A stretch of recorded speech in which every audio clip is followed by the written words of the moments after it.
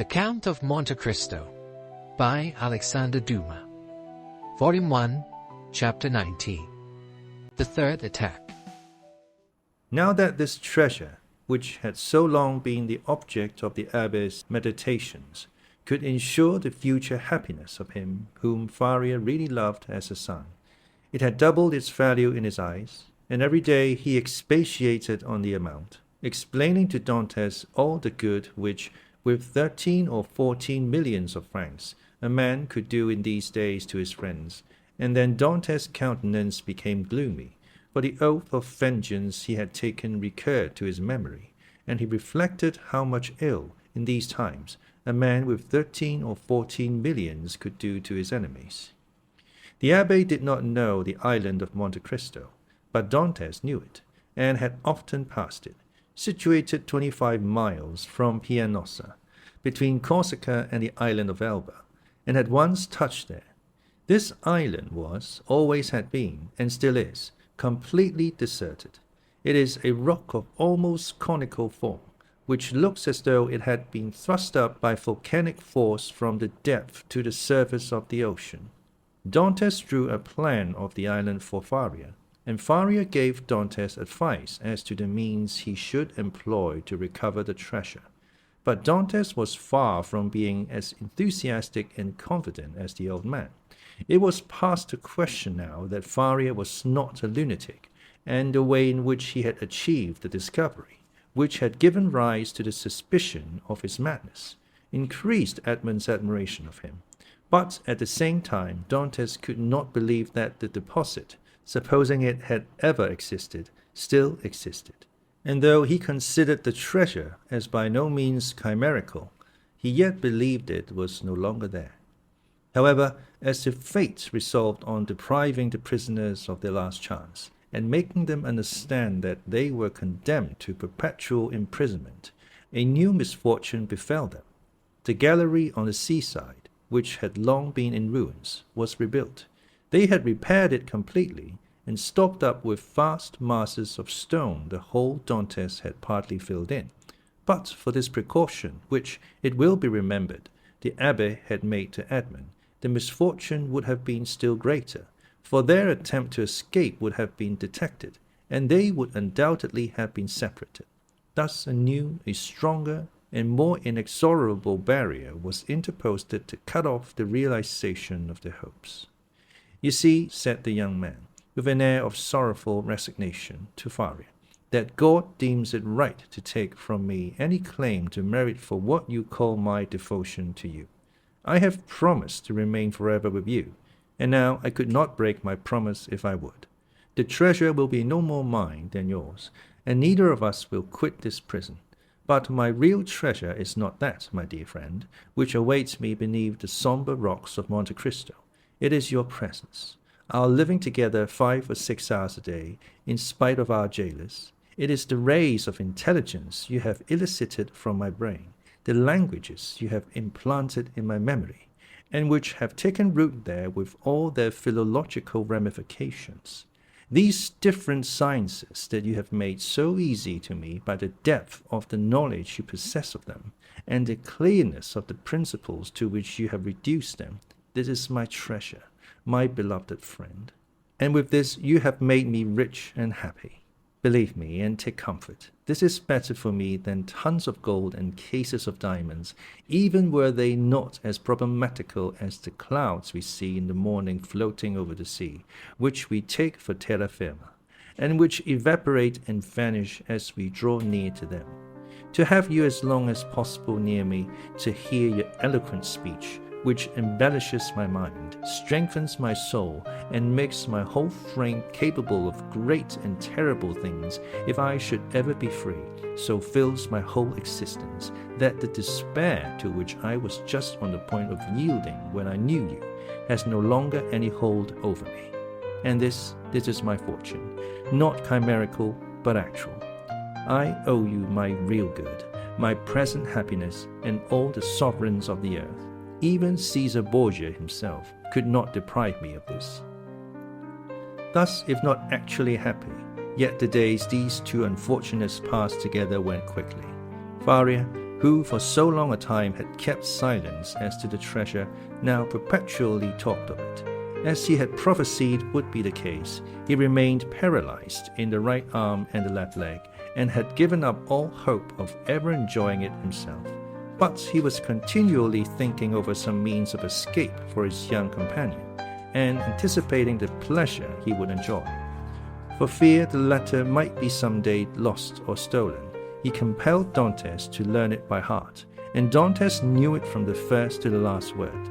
Then he destroyed the second portion, assured that if the first were seized, no one would be able to discover its real meaning.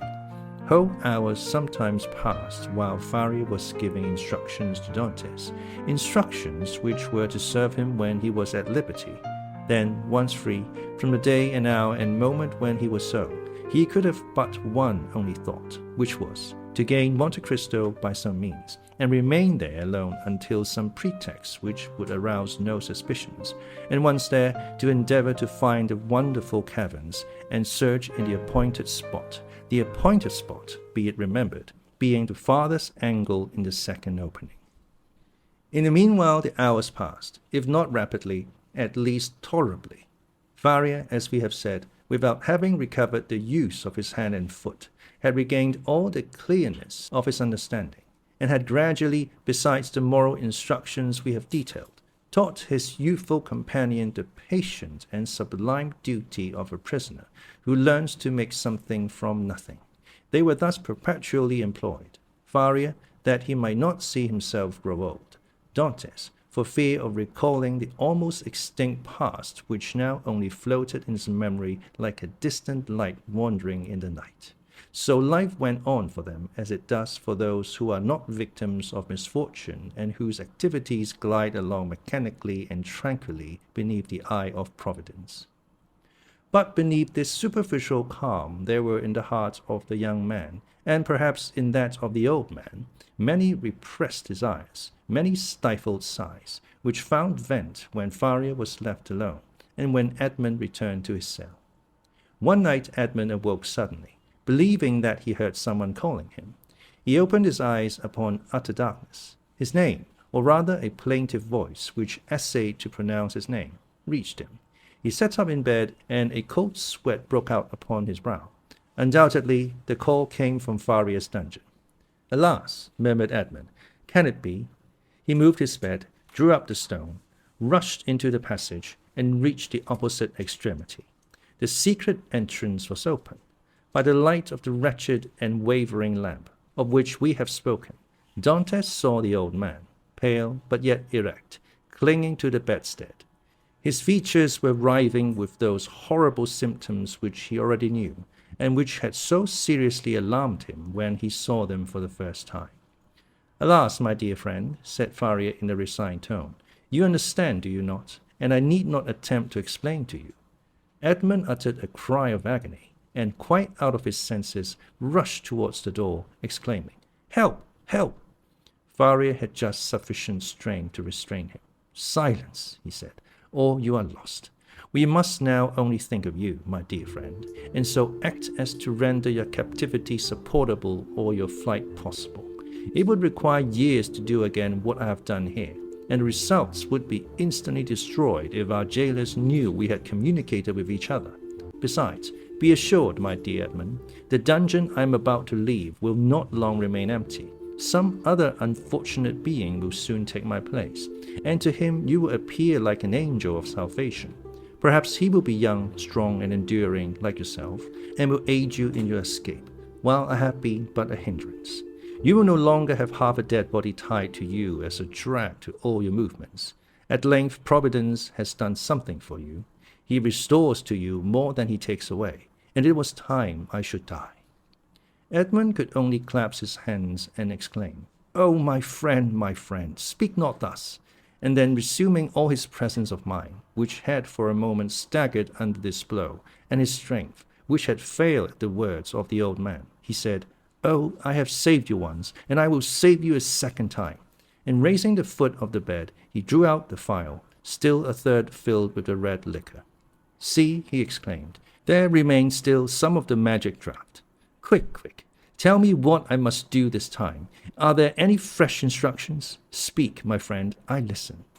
There is not a hope, replied Faria, shaking his head. But no matter. God wills it that man whom he has created, and in whose heart he has so profoundly rooted the love of life, should do all in his power to preserve that existence, which, however painful it may be, is yet always so dear. Oh, yes, yes, exclaimed Dantes, and I tell you that I will save you yet. Well, then try. The cold gains upon me. I feel the blood flowing towards my brain. These horrible chills, which make my teeth chatter and seem to dislocate my bones, begin to pervade my whole frame. In 5 minutes the malady will reach its height, and in a quarter of an hour there will be nothing left of me but a corpse. Oh, exclaimed Dantes, his heart wrung with anguish. Do as you did before, only do not wait so long. All the springs of life are now exhausted in me, and death, he continued, looking at his paralyzed arm and leg, has but half its work to do. If, after having made me swallow 12 drops instead of 10, you see that I do not recover, then pour the rest down my throat. Now lift me on my bed, for I can no longer support myself. Edmund took the old man in his arms and laid him on the bed. And now, my dear friend, said Faria, sole consolation of my wretched existence, you whom heaven gave me somewhat late, but still gave me a priceless gift, and for which I am most grateful. At the moment of separating from you forever, I wish you all the happiness and all the prosperity you so well deserve. My son, I bless thee. The young man cast himself on his knees, leaning his head against the old man's bed. Listen now to what I say in this my dying moment. The treasure of the Spartas exists. God grants me the boon of vision unrestricted by time or space. I see it in the depths of the inner cavern. My eyes pierce the inmost recesses of the earth and are dazzled at the sight of so much riches. If you do escape, remember that the poor Abbe, whom all the world called mad, was not so. Hasten to Monte Cristo. Avail yourself of the fortune, for you have indeed suffered long enough. A violent convulsion attacked the old man. Dantes raised his head and saw Faria's eyes injected with blood. It seemed as if a flow of blood had ascended from the chest to the head. Adieu, adieu, murmured the old man, clasping Edmund's hand convulsively. Adieu. Oh, no, no, not yet, he cried. Do not forsake me. Oh, succor him. Help, help, help! Hush, hush, murmured the dying man, that they may not separate us if you save me. You are right. Oh, yes, yes. Be assured I shall save you. Besides, although you suffer much, you do not seem to be in such agony as you were before. Do not mistake. I suffer less because there is in me less strength to endure. At your age we have faith in life. It is the privilege of youth to believe and hope, but old men see death more clearly. Oh, 'tis here, 'tis here. 'Tis over, my sight is gone, my senses fail. Your hand, Dantes. Adieu, adieu. And raising himself by a final effort in which he summoned all his faculties, he said, Monte Cristo, forget not Monte Cristo, and he fell back on the bed. The crisis was terrible, and a rigid form with twisted limbs, swollen eyelids, and lips flecked with bloody foam lay on the bed of torture, in place of the intellectual being who so lately rested there. Dantes took the lamp, placed it on a projecting stone above the bed, whence its tremulous light fell with strange and fantastic ray on the distorted countenance and motionless, stiffened body. With steady gaze he awaited confidently the moment for administering the restorative. When he believed that the right moment had arrived, he took the knife, pried open the teeth, which offered less resistance than before, counted one after the other 12 drops, and watched. The phial contained perhaps twice as much more. He waited 10 minutes, a quarter of an hour, half an hour. No change took place. Trembling, his hair erect, his brow bathed with perspiration, he counted the seconds by the beating of his heart. Then he thought it was time to make the last trial, and he put the phial to the purple lips of Faria, and without having occasion to force open his jaws, which had remained extended, he poured the whole of the liquid down his throat. The draught produced a galvanic effect. A violent trembling pervaded the old man's limbs. His eyes opened until it was fearful to gaze upon them. He heaved a sigh which resembled a shriek, and then his convulsed body returned gradually to its former immobility, the eyes remaining open. Half an hour and a half elapsed, and during this period of anguish Edmund leaned over his friend, his hand applied to his heart, and felt the body gradually grow cold, and the heart's pulsation become more and more deep and dull, until at length it stopped. The last movement of the heart ceased, the face became livid, the eyes remained open, but the eyeballs were glazed. It was 6 o'clock in the morning. The dawn was just breaking, and its feeble ray came into the dungeon, and paled the ineffectual light of the lamp. Strange shadows passed over the countenance of the dead man, and at times gave it the appearance of life. While the struggle between day and night lasted, Dantes still doubted. But as soon as the daylight gained the preeminence, he saw that he was alone with a corpse. Then an invincible and extreme terror seized upon him, and he dared not again press the hand that hung out of bed. He dared no longer to gaze on those fixed and vacant eyes, which he tried many times to close, but in vain. They opened again as soon as shut. He extinguished the lamp, carefully concealed it, and then went away, closing as well as he could the entrance to the secret passage by the large stone as he descended. It was time, for the jailer was coming. On this occasion he began his rounds at Dantes' cell, and on leaving him he went on to Faria's dungeon, taking thither breakfast and some linen. Nothing betokened that the man knew anything of what had occurred. He went on his way. Dantes was then seized with an indescribable desire to know what was going on in the dungeon of his unfortunate friend. He therefore returned by the subterraneous gallery, and arrived in time to hear the exclamations of the turnkey, who called out for help. Other turnkeys came, and then was heard the regular tramp of soldiers. Last of all came the governor. Edmund heard the creaking of the bed as they moved the corpse, heard the voice of the governor, who asked him to throw water on the dead man's face, and seeing that, in spite of this application, the prisoner did not recover, they sent for the doctor. The governor then went out, and words of pity fell on Dantes' listening ears, mingled with brutal laughter. "Well, well," said one, "the madman has gone to look after his treasure. Good journey to him." "With all his millions, he will not have enough to pay for his shroud," said another. "Oh," added the third voice, "the shrouds of the Chateau d'If are not dear."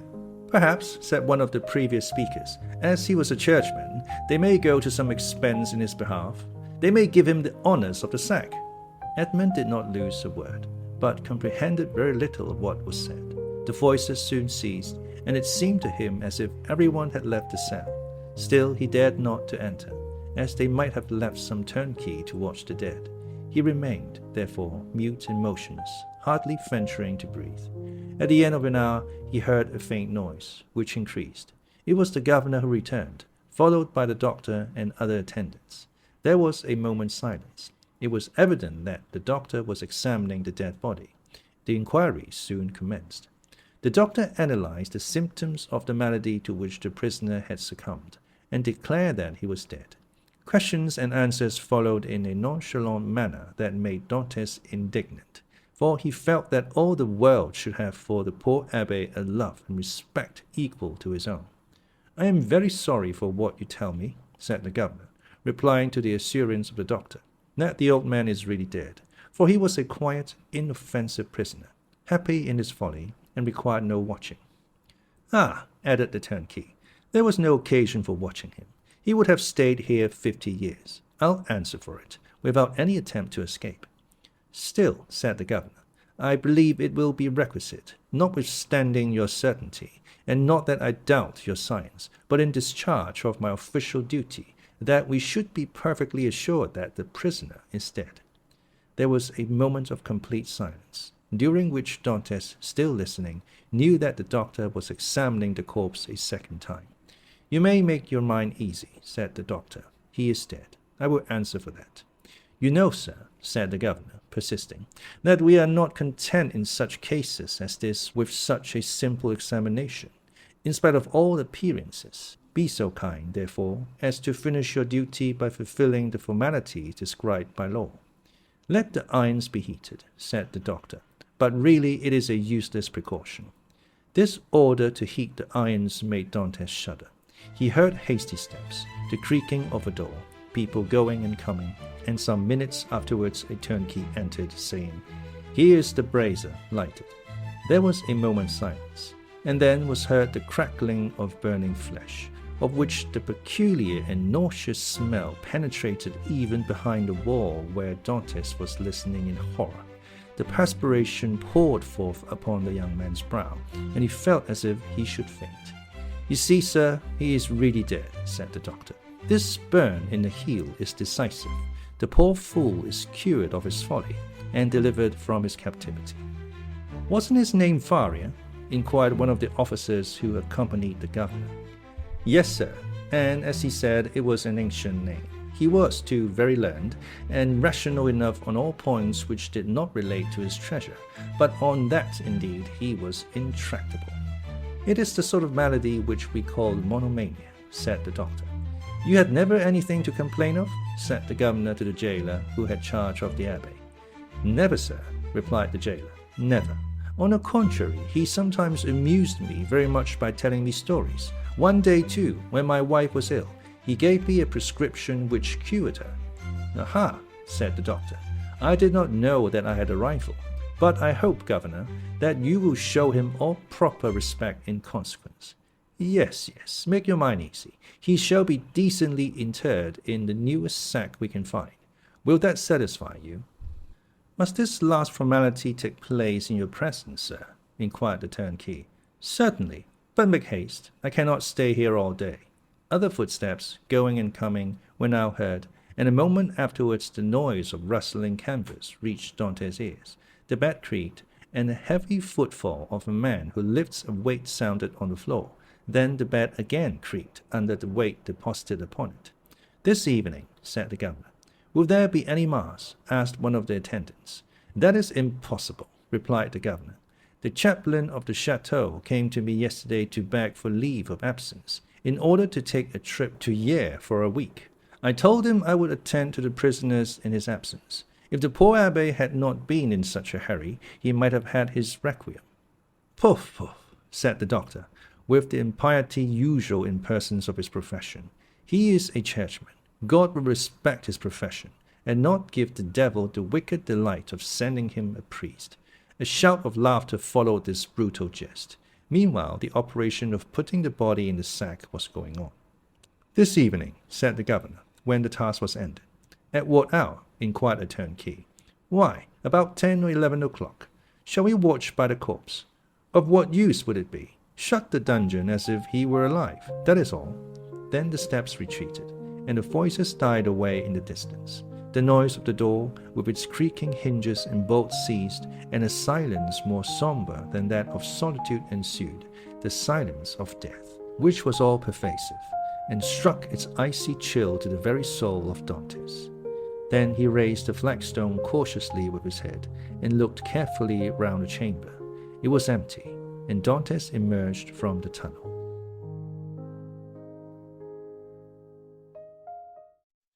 Chimerical. Chimerical. Adjective, relating to a hope or dream that is extremely unlikely ever to come true. Philology. Philology.